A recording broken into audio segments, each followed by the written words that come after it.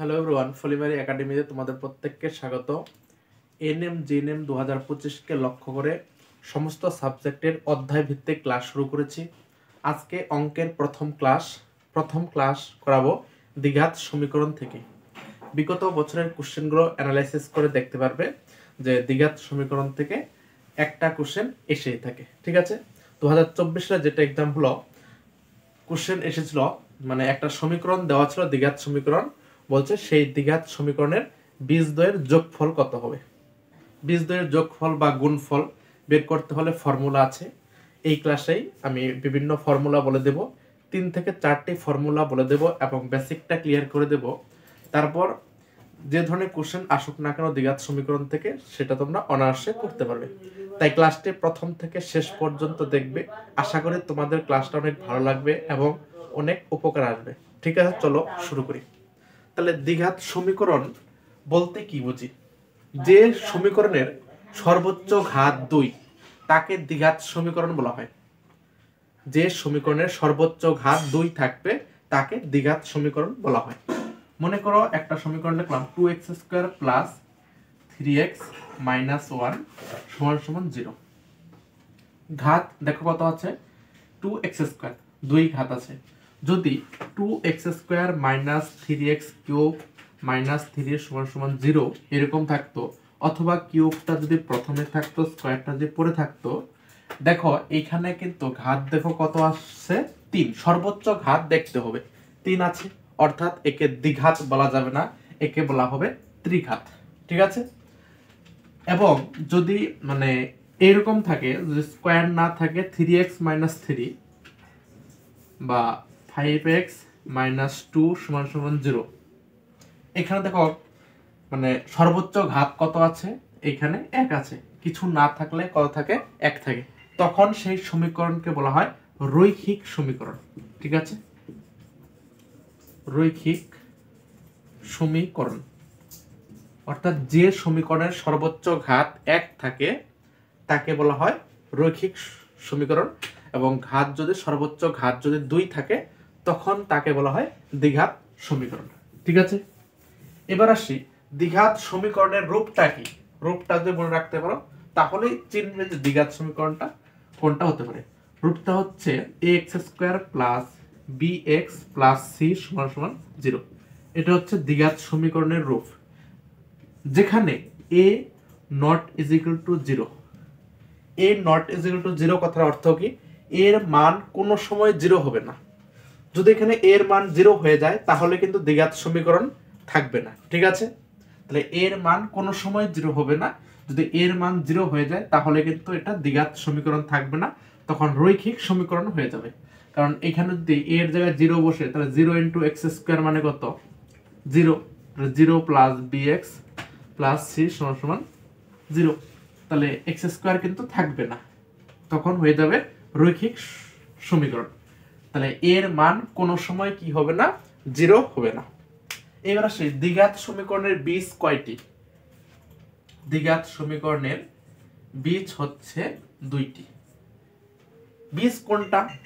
মনে করো এটা একটা দ্বিঘাত সমীকরণ আছে, একে সমাধান করতে হবে। সমাধান করে x এর 2টি মান পাওয়া যাবে। ঠিক আছে, x এর 2টি মান পাওয়া যাবে। এটাকে মধ্য সহগ বিশ্লেষণ করতে হবে। মধ্য সহগ বিশ্লেষণ করার পরে x এর 2টি মান পাওয়া যায়, সেই দুটি হচ্ছে দ্বিঘাত সমীকরণের বীজ।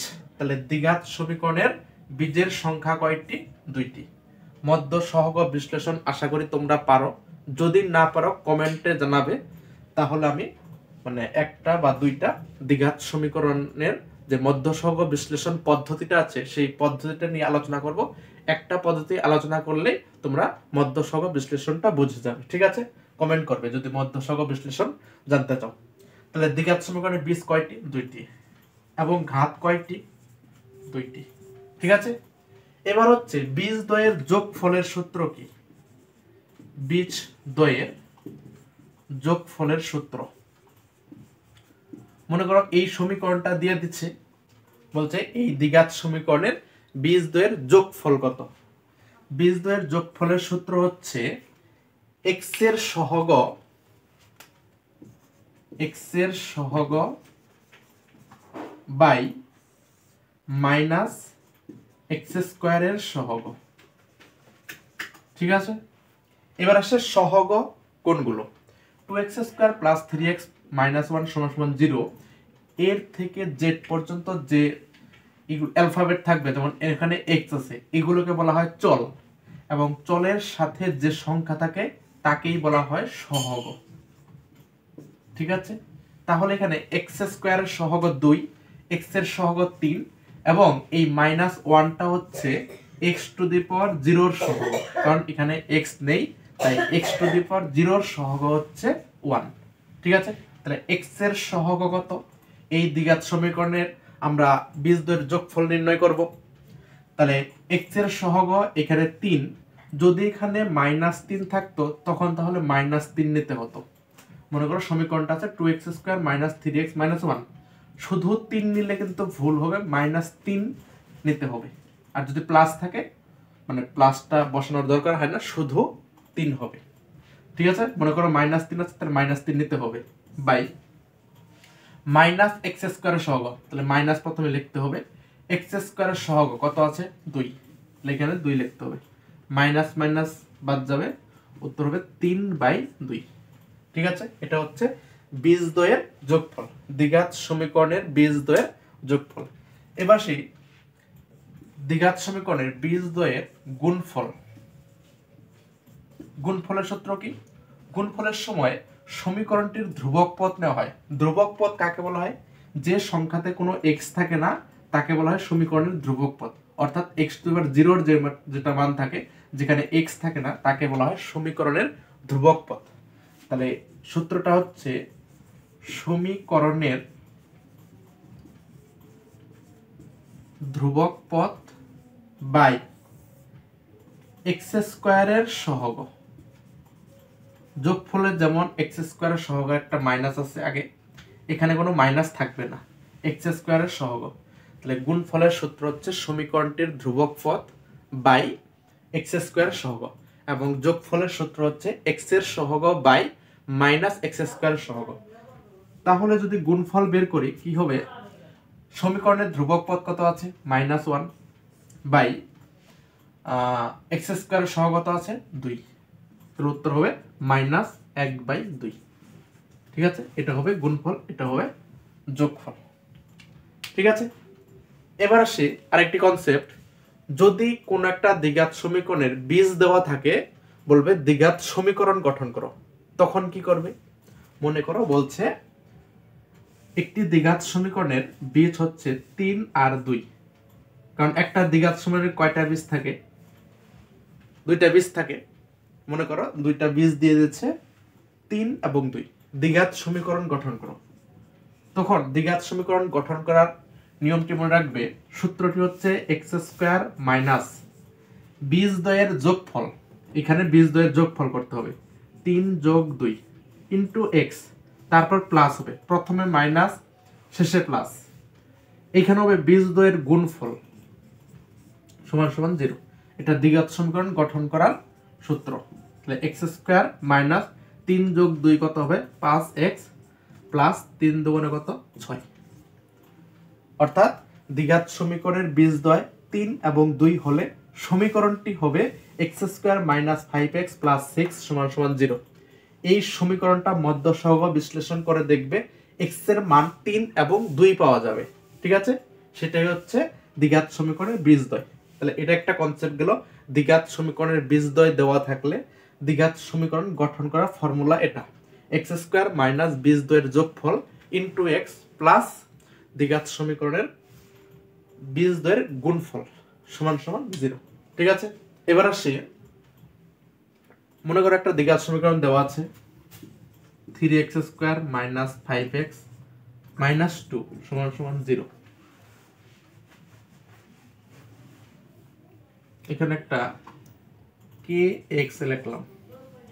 ঠিক আছে, এটা একটা দ্বিঘাত সমীকরণ দেওয়া আছে, বলছে দ্বিঘাত সমীকরণের বীজ যদি 2 হয় তাহলে k এর মান কত হবে? 3x square minus 5kx minus 2 সমান সমান 0। দ্বিঘাত সমীকরণের একটি বীজ 2 হলে কে এর মান কত হবে, ঠিক আছে? তাহলে এটা কিভাবে সমাধান করবে? আমি কি বলছিলাম, 20 মানে x এর মান, তাহলে x সমান সমান কত, 2। এই 3x² মাইনাস 5kx মাইনাস 2 সমান সমান 0 সমীকরণে যেখানে যেখানে x থাকবে সেখানে 2 বসাতে হবে। 20 মানে x এর মান, তাহলে 3 ইন্টু 2 তার whole square minus 5k into 2 minus 2 সমান সমান 0। তাহলে 3 গুণন 2 এর স্কোয়ার মানে 4 মাইনাস 5 দুগুণে 10 k মাইনাস 2 সমান সমান 0। তারপর কি হবে, 3 4 12 মাইনাস 10 k মাইনাস 2 সমান সমান 0। 12 থেকে 2 গেলে কত, 10, অথবা মাইনাস 10 কে আগে লিখলাম, 12 থেকে মাইনাস 2 করলে হবে প্লাস 10 সমান সমান 0। তাহলে k সমান সমান কি হবে, এই প্লাস 10টা ওইদিকে গিয়ে মাইনাস 10 হবে, বাই এই মাইনাস 10টা নিচে আসবে, ঠিক আছে? প্লাস 10 ওইদিকে গেল মাইনাস 10 হলো, আর k এর সাথে মাইনাস 10 গুণ ছিল, এটা ভাগ হলো, মাইনাস মাইনাস কাটা 10 দিয়ে একবার যাবে, তাহলে k এর মান কত পাওয়া যাবে, 1 পাওয়া যাবে, ঠিক আছে? তাহলে একটা যদি সমীকরণ থাকে সেখানে যদি অন্য একটি চল থাকে, যেমন k আছে, বলছে k এর মান কত, সেখানে তোমাকে 20 দেওয়া আছে, তাহলে 20 হচ্ছে x এর মান, x এর জায়গায় বীজের মান বসিয়ে সমাধান করে সেখান থেকে k এর মান বা p এর মান বা a এর মান পাওয়া যাবে। এটা একটা কনসেপ্ট, কোশ্চেন হতে পারে। তাহলে মোটামুটি হয়ে গেল, দ্বিঘাত সমীকরণ থেকে কোশ্চেন আসলে এর মধ্যে আসতে পারে। আরেকটা আছে, আরেকটা বলছি, বীজদ্বয়ের প্রকৃতি আসে একটা, বীজদ্বয়ের প্রকৃতি কি, বীজদ্বয়ের প্রকৃতি কি কি হতে পারে, বাস্তব ও সমান, এটা একটা হতে পারে, ঠিক আছে? তারপর হতে পারে বাস্তব ও অসমান, এবং 3 নম্বর হতে পারে বাস্তব বীজ নেই, মানে অবাস্তব, ঠিক আছে? এবার কখন বাস্তব হবে, যখন একটা দ্বিঘাত সমীকরণ সমাধান করে x এর মান ধনাত্মক মান পাওয়া যাবে, তখন সেটা হবে বাস্তব। আর অবাস্তব মানে কি, মাইনাসের মান পাওয়া যাবে। ক্লাস 10-এর পশ্চিমবঙ্গ মধ্যশিক্ষা পর্ষদের ক্লাস 10-এর যে অঙ্ক বই আছে, সেই অঙ্ক বইয়ের প্রথম অধ্যায়ে দেখবে দ্বিঘাত সমীকরণ আছে। দ্বিঘাত সমীকরণ থেকে কোশ্চেনগুলো সলভ করবে, দেখবে সেখানে এই কোশ্চেনগুলোই বা এই কনসেপ্ট থেকে বিভিন্ন কোশ্চেন আছে, সেই কোশ্চেনগুলো সলভ করতে পারো। এবং এখানে যে আমি সূত্রগুলো লেখালাম সেই সূত্রগুলো দেখবে ওই বইতেই দেওয়া আছে, ঠিক আছে? তবে ক্লাস 9 এবং 10-এর বই তোমাকে পড়তে হবে এনএম জেএনএম এর এক্সামের জন্য। তোমরা জানো ম্যাথে 10 নম্বর থাকে, ম্যাথে 10 নম্বর থাকে, সেই 10 নম্বরের জন্য তোমাকে 9 এবং 10-এর অঙ্ক বই পড়তে হবে। পরিমিতি, ত্রিকোণমিতি, জ্যামিতি, বীজগণিত, পাটিগণিত সমস্ত অধ্যায় থেকে কোশ্চেন আসে। অনেকগুলো চ্যাপ্টার আছে, এবার অনেকগুলো চ্যাপ্টারের মধ্যে কোন কোন চ্যাপ্টারগুলো ইম্পর্টেন্ট আমি পরের ভিডিওতে আমি দেখিয়ে দেব, বিগত বছরে কোশ্চেন অ্যানালাইসিস করে যে কোন কোন চ্যাপ্টার থেকে কোশ্চেন আসে এবং তার জন্য তোমাদের কোন কোন চ্যাপ্টারগুলো পড়তে হবে, ঠিক আছে? তাই চ্যানেলে যদি নতুন হয়ে থাকো চ্যানেলটি অবশ্যই সাবস্ক্রাইব করে রাখো নতুন নতুন ক্লাস পাওয়ার জন্য, এবং অধ্যায় ভিত্তিক ক্লাস শুরু হয়েছে কিন্তু, ঠিক আছে? তাহলে কি বললাম, বীজদ্বয়ের প্রকৃতি কিভাবে নির্ণয় করবে। তো একটা সমীকরণ লিখে নিয়ে চলে আসলাম। এখানে সমীকরণটা হচ্ছে 3x² minus 5x plus 2k সমান সমান 0। এটা একটা দ্বিঘাত সমীকরণ। এই সমীকরণে সর্বোচ্চ ঘাত 2 আছে, ঠিক আছে? x² এর সহগ 3, x এর সহগ -5 এবং x টু 0 মানে 2k, বা সমীকরণটির ধ্রুবক পদ হচ্ছে 2k। বলছে এই দ্বিঘাত সমীকরণের বীজদ্বয়ের প্রকৃতি কি, বাস্তব, সমান, বাস্তব, অসমান, কোনো বাস্তব বীজ নেই, ঠিক আছে? সেজন্য তোমাকে একটা ফর্মুলা মনে রাখতে হবে, b² মাইনাস 4ac সমান সমান 0। এই ফর্মুলাটা মনে রাখতে হবে, b² মাইনাস 4ac সমান সমান 0। এবার b আছে, a আছে, c আছে, এর মানগুলো এই সমীকরণের মধ্যেই আছে, ঠিক আছে? সেজন্য প্রথমে আমি দ্বিঘাত সমীকরণের একটা রূপ লিখেছিলাম x square plus b x plus c সমান সমান 0, মানে এক্স স্কোয়ারের সহগ এ, এক্স এর সহগ বি, এবং এটা সমীকরণের ধ্রুবক পদ। সি মানে সমীকরণের ধ্রুবক পদ। এখানে দেখো তাই আছে, বি আছে, এ আছে, সি আছে। তাহলে এক্স স্কোয়ার সহগ এ, এখানে এক্স স্কোয়ার সহগ 3, তাহলে এ এর মান হচ্ছে 3, এবং এক্স এর সহগ বি, এখানে এক্স এর সহগ -5, অর্থাৎ বি এর মান হচ্ছে -5, এবং সমীকরণের ধ্রুবক পদ সি, এখানে 2k, অর্থাৎ সি এর মান হলো 2k। ঠিক আছে, তাহলে প্রথম সহগ হবে এক্স এর মান, দ্বিতীয় সহগ হবে বি এর মান, এবং সমীকরণের ধ্রুবক পদ হবে সি এর মান। ঠিক আছে, এবার বসাতে হবে। তাহলে বি এর মান কত? -5, তাহলে -5 তার হোল স্কোয়ার, মানে বি স্কোয়ার আছে। 4 ইন্টু এ মানে কত? 3 ইন্টু সি মানে কত? 2k সমান সমান 0। -5 এর স্কোয়ার মানে কত? 25, 3 4 12, 12 দুগুণে 24k সমান সমান 0। তাহলে 24k রাখতে হবে সমান সমান, এটা ওদিকে গিয়ে কি হবে? -25। তাহলে মাইনাস মাইনাস ক্যান্সেল, অতএব এখানে k এর মান পাওয়া যাচ্ছে 25/24।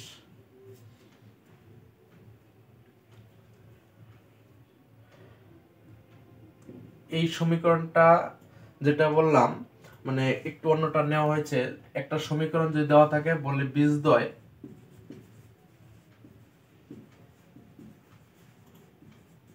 বাস্তব ও সমান বলা থাকলে কে সমান সমান কত হবে? যদি এটা বলা থাকে তাহলে এইভাবে হবে, বীজদ্বয় বাস্তব ও সমান। ফর্মুলাটা হচ্ছে বি স্কোয়ার মাইনাস 4ac সমান সমান 0। এই ফর্মুলায় মান বসিয়ে কে এর মান কত বেরোলো? 25/24। ঠিক আছে, বীজদ্বয় বাস্তব ও সমান বলে কে এর মান নির্ণয় করো, তখন এইভাবে করতে হবে। যদি বলে বীজদ্বয়ের প্রকৃতি, তাহলে মানে এখানে কেটা থাকবে না। ঠিক আছে, যদি একটা সমীকরণ নেই, মনে করো 2x² প্লাস 7x প্লাস 3 সমান সমান 0, এখানে বীজদ্বয়ের প্রকৃতি কি?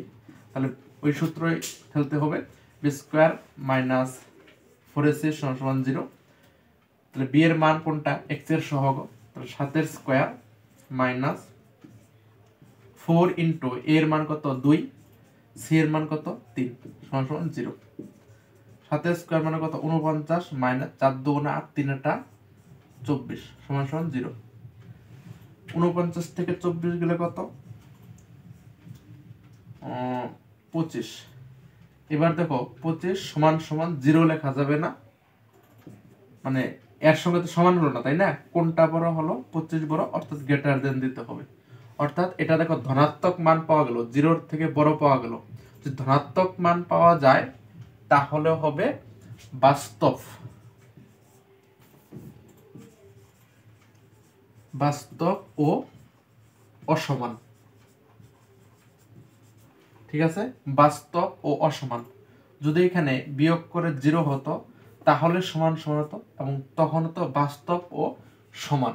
ঠিক আছে, যদি এইখানে মনে করো মাইনাস আসলো কোনো ক্রমে, এবং এখানে প্লাস, বিয়োগ করে বড়টার আগে কিন্তু মাইনাস হয়, তখন হবে -25, তখন এই দিকে লেস দেন হবে, -25 লেস দেন 0, অর্থাৎ 0 থেকে ছোট হলে এটা হবে অবাস্তব। ঋণাত্মক মান পাওয়া গেলে তখন হয় অবাস্তব, অর্থাৎ কোনো বাস্তব বীজ নেই।